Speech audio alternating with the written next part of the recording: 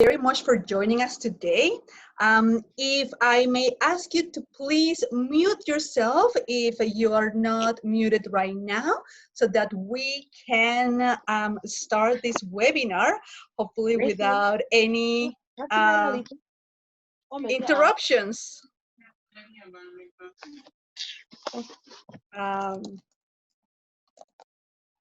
Thank you very much for muting yourself.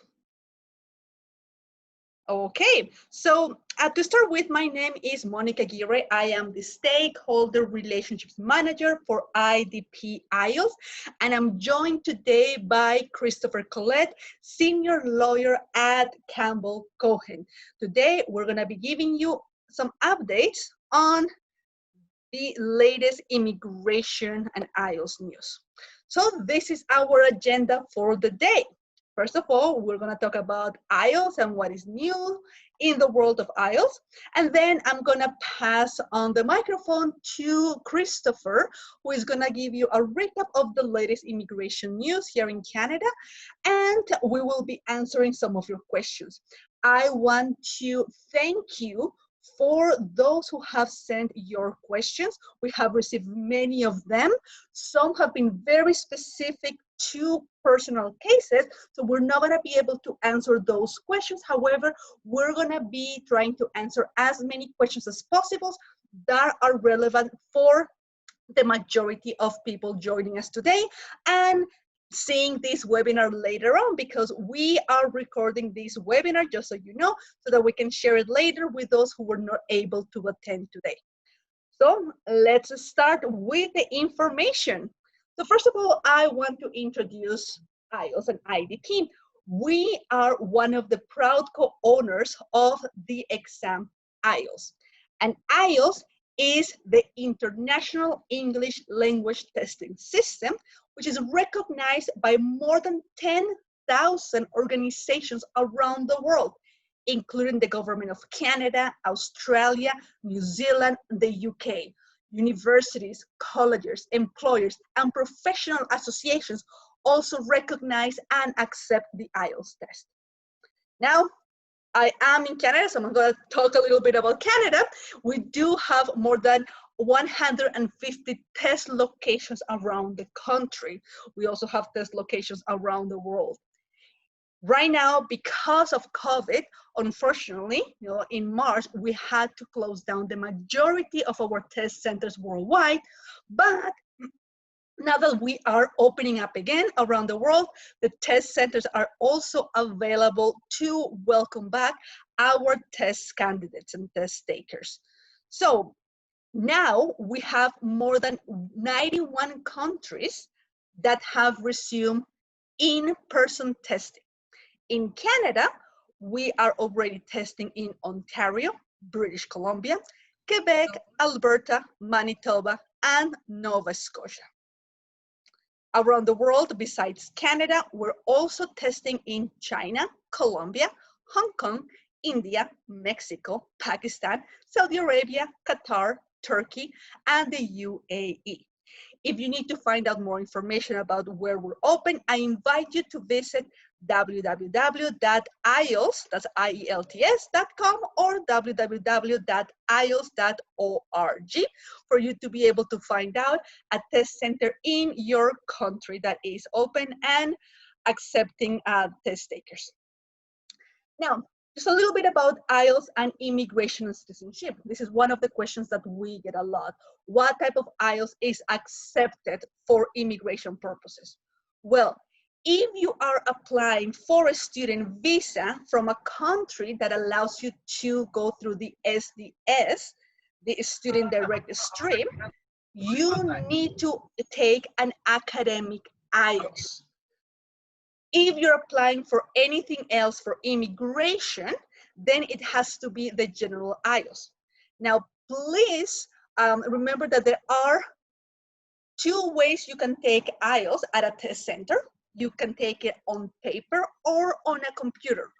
Both are valid and both are recognized by Immigration Canada.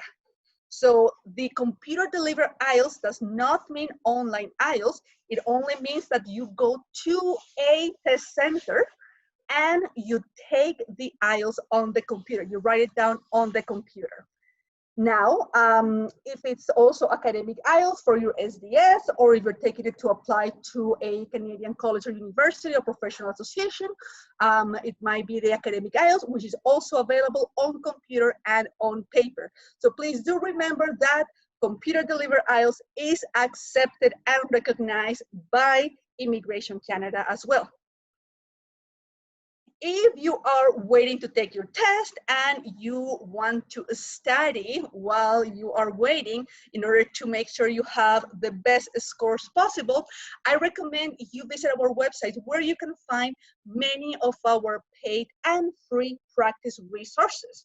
One of those resources is the IELTS Progress Check, which is approximately 60 Canadian dollars and is available in many countries. And this practice test is an online practice that you take from your home. It does not have any time. And once you finish the practice test, you're going to receive an indicative band score that will allow you to see where you are if you were to take the IELTS at a test center that day. I will also provide you with feedback from a recognized IELTS examiner. So that way you know exactly where you can improve and where you have to focus your efforts in order to get a better score. Now, for those of you who are in Canada and are looking to continue their education in Canada, maybe you are on a visitor visa, maybe you already have a study permit, but you want to continue your education, you don't know where to go, my colleagues at the IDP counseling, they can help you out for free to extend your stay in Canada, inform yourself about longer postgraduate work permits, finding a school that is accepting different candidates right now, transfer your institution, change your career, and we'll provide the information at the end of this webinar where you can contact the IDP Canada onshore team. So right now, we're gonna pass it on to Christopher, who is gonna tell you about the latest immigration update. So Chris, I'm gonna stop my share right now and I'll let you share. Thank you, Monica.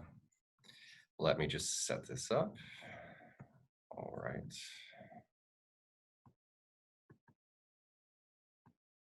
Okay. So first of all, thank you very much, Monica, and to IDP IELTS for having us on again. It's always a pleasure to be here with you and to be talking to the viewers about the latest developments in immigration. We really appreciate the opportunity. So I'm just going to jump right into it.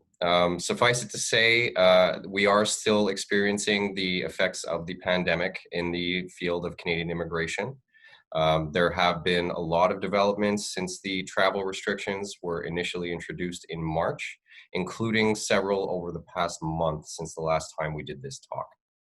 I'll go through focusing mainly on study permits for today, but I'll also briefly touch on permanent residence, work permits, and a few other topics.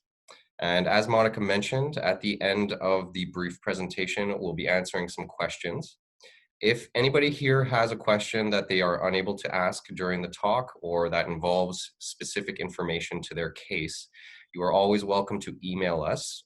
We've set up a special email for viewers of this talk, and it is IELTS@canadavisa.com. So if you want some advice specific to your case, feel free to email us. We'll get back to you as soon as possible. Otherwise, just to reiterate, there have been travel restrictions in place right now since the pandemic really started as of March 16th, 2020. And there are, like I mentioned, new developments happening, special policies, new programs, changes to processing standards that are being announced almost on a weekly basis at this point. We have centralized a lot of the updates on our news website at cicnews.com. And I'm just going to run through, I'll do a recap of some of the recent changes, and I'll run through a few of the very recent changes for study permits and postgraduate work permits. Okay, so first things first, all of the, most of the new developments can be found at this link when it comes to the effects of the pandemic on IRCC's operations. The situation remains roughly the same. There is a processing slowdown for many types of applicants outside of Canada, and in Canada as well in some cases. And the policy whereby the IRCC is accepting incomplete applications is still in effect. So still at many places around the world, it is not possible, for example, to provide biometrics information because the visa application centers or biometric centers are closed.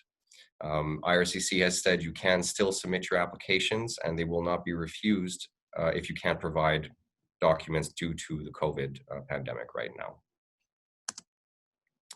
Now, with respect to students, I mentioned during our last talk that student applications were still being accepted and that they've implemented this new two-step study permit process. That process is still in place. It is applicable to anybody who is outside of Canada right now and who is looking to apply for a program of study for the fall semester or upcoming January semester. It's very important to note that this new two-step application process is only in effect right now until the 15th of September. So if people submit their study permit applications after the 15th, they might have to wait for a full decision and they might not get a first stage approval. If this changes in the coming days, we will update you, but so far there's been no announcements in that respect. So under this new two-step process, if you're applying for studies outside of Canada, the way it works is you try to submit a complete application up front. Again, depending on your country, you might not be able to provide some documents like biometrics.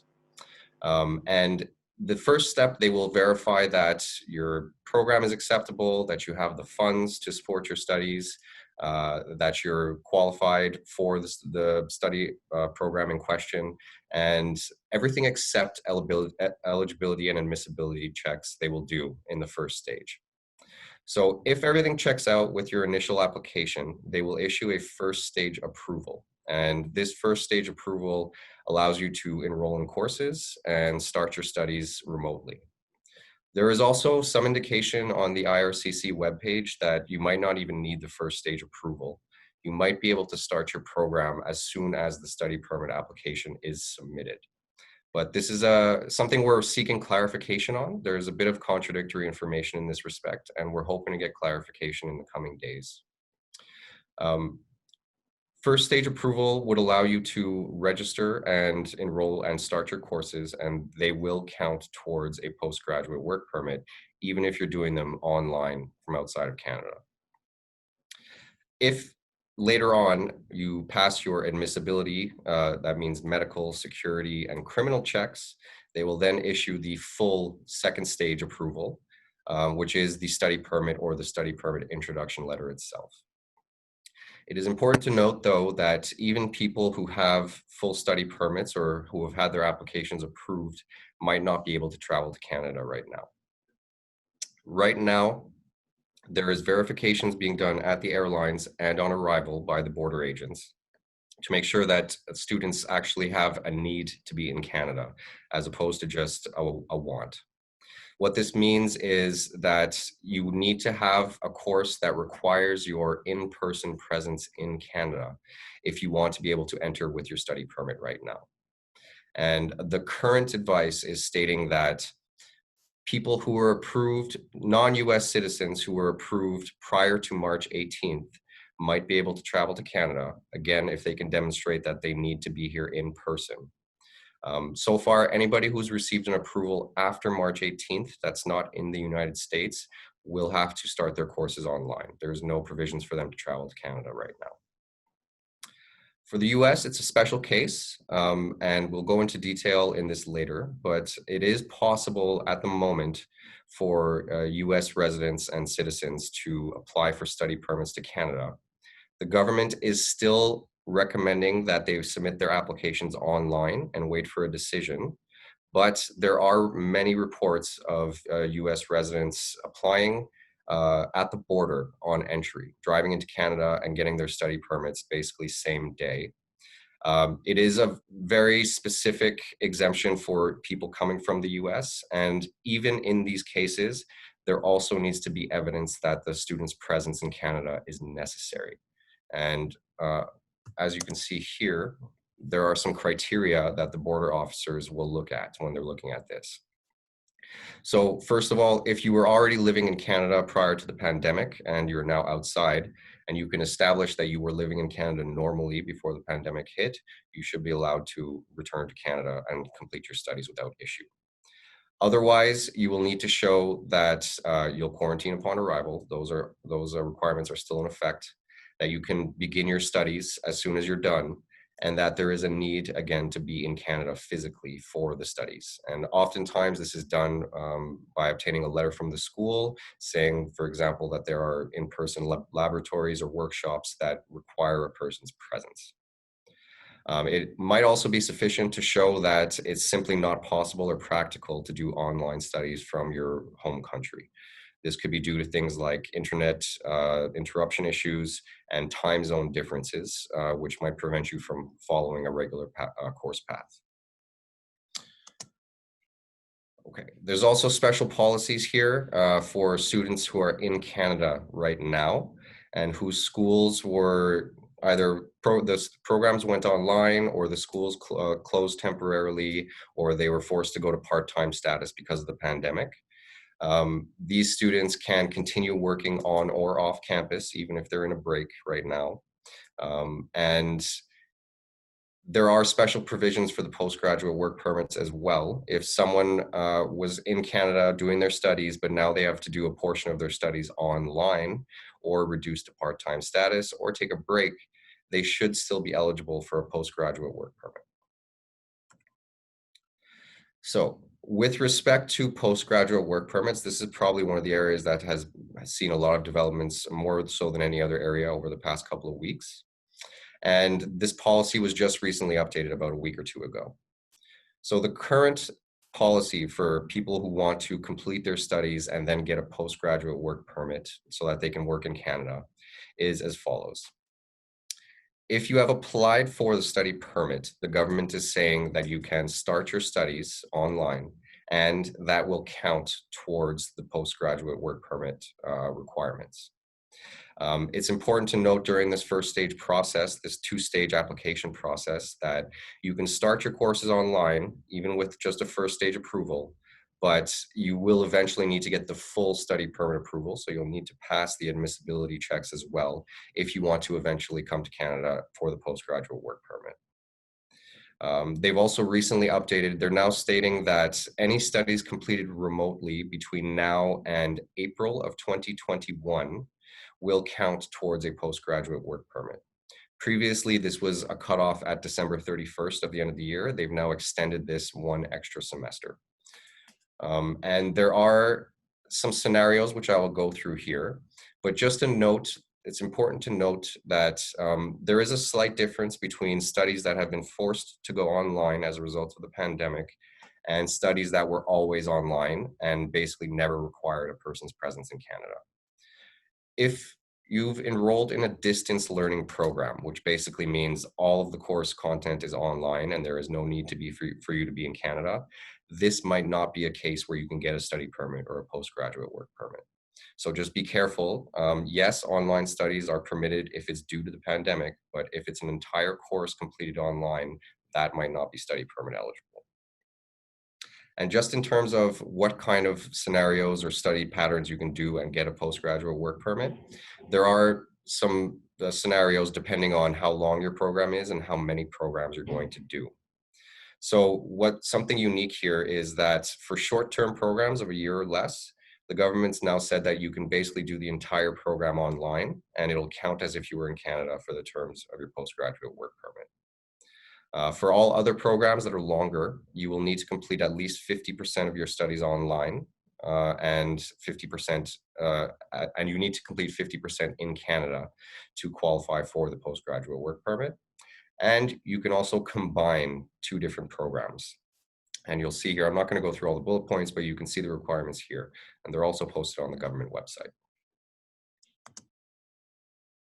For work permits, just a couple of minor updates here. There's still an exemption for applicants who are inside of Canada. They do not need to provide their biometrics when they are applying for a renewal. There is a new process whereby if you are applying for a work permit to switch employers to a new employer, you can get a fast approval in some cases. There's a new restoration process where if for whatever reason you fell out of status this year and you want to get another work permit, you might be able to apply for this restoration process and get approval to work before the application is decided. And one other significant new development that happened very recently is that visitors in Canada can now apply for work permits and have them issued without having to leave Canada. Previously, people who were in Canada and who wanted to apply for a work permit may have been in a situation where the work permit's approved, but in order to activate it, they needed to exit the country and then re-enter. Currently, for people who were here as visitors before the 24th of August and who are still here, they might be able to get a work permit without having to leave. We're hoping for something similar for students, but there has been nothing developed yet, or no announcements made in that respect. And there is also a possibility if you're a visitor applying for a work permit, you can submit the application and then apply for special approval to begin working before the actual decision is made. And usually they give a response within about 4 to 6 weeks on that point. For outside of Canada work permit applicants, it is really country dependent at this point. Processing times have gone up significantly in some countries, up to 22 weeks. Other countries are still posting 4 to 5 week processing times. So it really depends on the country you're coming from, the type of work permit you're going for, the type of job, whether it's essential. There's all kinds of processing standards that have been implemented, and you can always contact us if you're curious to know what a job offer would lead to and what kind of work permit it would get and whether you would be able to travel to Canada. So finally, just a quick note on permanent residence during the pandemic. There was a significant drop in approvals this year, I think, which is understandable, but they are still issuing invitations under the big express entry programs. So there were several recent Canadian Experience class draws, and there was an all program draw yesterday, which required a comprehensive ranking score of 475. Previously, the last draw was about a month prior for skilled workers, and it required about a 476. Spousal sponsorship is also continuing, and there are some delays that we're seeing with processing. But by and large, they are still processing the applications, getting through a backlog that had built up, but things should be returning to normal hopefully pretty soon. And they are still saying that they're hoping to make a draw for parent and grandparent sponsorships this year. For people who have been approved their permanent residence and are waiting for an opportunity to travel to Canada, there are special instructions for them. Right now, it's only advised that you land if you are intending to settle in Canada. You can always contact us if you have more questions about this point. So that's it. Very brief update. As mentioned, you can contact us if you have any specific questions that we're not going to address today at ielts@canadavisa.com. I hope this was helpful. And you can also visit our news website at cicnews.com for all the latest updates joined into one place. Thank you.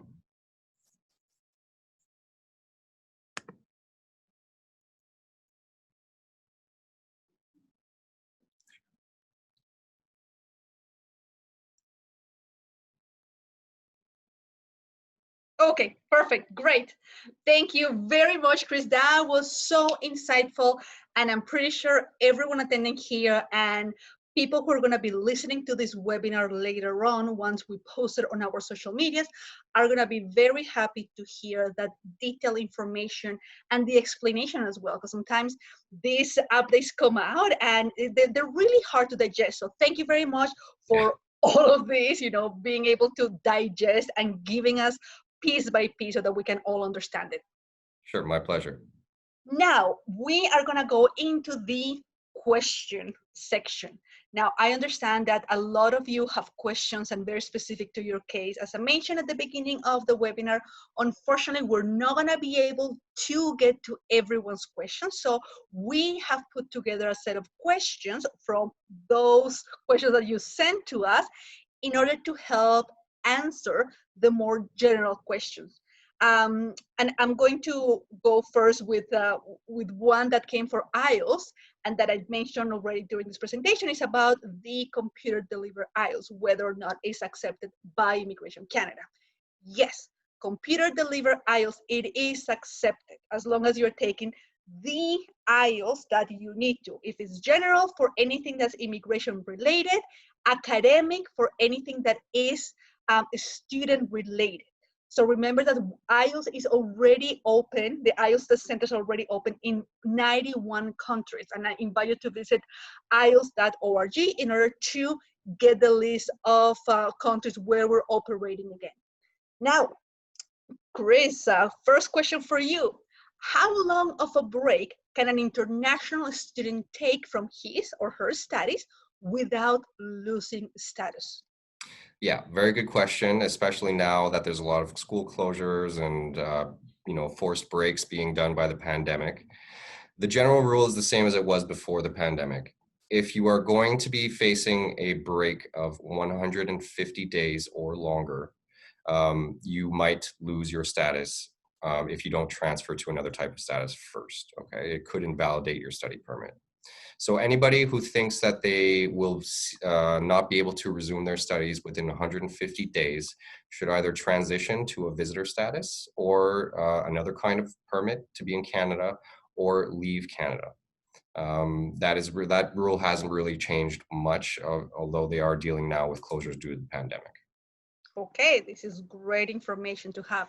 Now, next question is the two-stage visa processing applicable for students commencing their studies in winter 2021? Yes, it is. It is also important to note, though, that the current deadline for this two-stage process is the 15th of September. Okay, so that's close. Yes, it is. It's in a couple of weeks. So they might extend this. Again, everything is very fluid right now, but the announcement was made recently, and the current deadline is the 15th of September. So if you are planning on studying for the fall, this January 2021 semester, and you want to have the option of getting a two-stage approval, you will need to get your application to the system before the 15th. Okay, so I mentioned before that a lot of times we go onto the website from Immigration Canada and all this information is so hard to digest. So some people have asked, what is the difference between approval in principle or AIP and a study permit? Right. So by approval in principle here, I'm thinking of the first stage approval. And there is a bit of uncertainty right now about this. Okay. So some of the government websites are saying as soon as the application is submitted, even before first stage approval, you can start your studies if the school allows you to register and have them count eventually.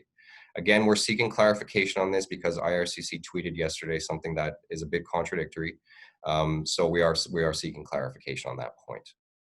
Otherwise, though, the first stage approval it means that you've, again, passed the eligibility for the study permit checks. So you have the money, you have the right background, there's not anything serious, any issues with your file. And if you get that approval, it should allow you to then register for your courses and again, have them count towards the post-grad work permit. Okay, that's It is great. not though Yeah, the full study permit. Sorry, yeah, it is no, not no, the go full ahead. study permit. That will come later after they do more verifications on your background.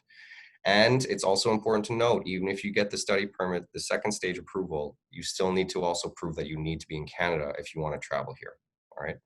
Okay, and again, that may change as, Yes. could be tomorrow, could be in 3 months, could be in 4 months, but as the moment that we have new updates, we'll bring Chris back on the webinar and we'll provide these updates. Now, next question is regarding the working conditions of the students and how many hours can international students work post August 31st? So now. Yeah, it's a good question. And I went to look for updates on this and I was unable to find any updates. So the current policy, which states that students working in essential sectors can bypass the 20-hour-a-week limit, actually ended on the 31st of August. I haven't seen any developments about that being extended for the moment. It's possible, again, this is all changing on a daily basis at this point. It's possible they'll announce a change in the future, but it ended on August 31st, according to the current information. Okay, so we can assume that it's back to prior to COVID. Yeah, 20 hours a Oh, week max. 20 And hours a week time max. during breaks and summer breaks. Yeah. Okay, so for those of you who are in Canada and working, be careful not overstating those hours, please. Now, there were some students who had started their studies before COVID-19 happened, so in January, and once classes shifted online, they probably, maybe some of them went back to their home country, and now, how will that affect their PGWP eligibility? So yeah, it's a very good question, and it's really important to double check the regulations on this because they're changing and because they are very specific to certain scenarios. But the general rule is if you did 50% of your studies in Canada, you can then do the rest of the studies online and still apply for a postgraduate work permit and still get the maximum length duration.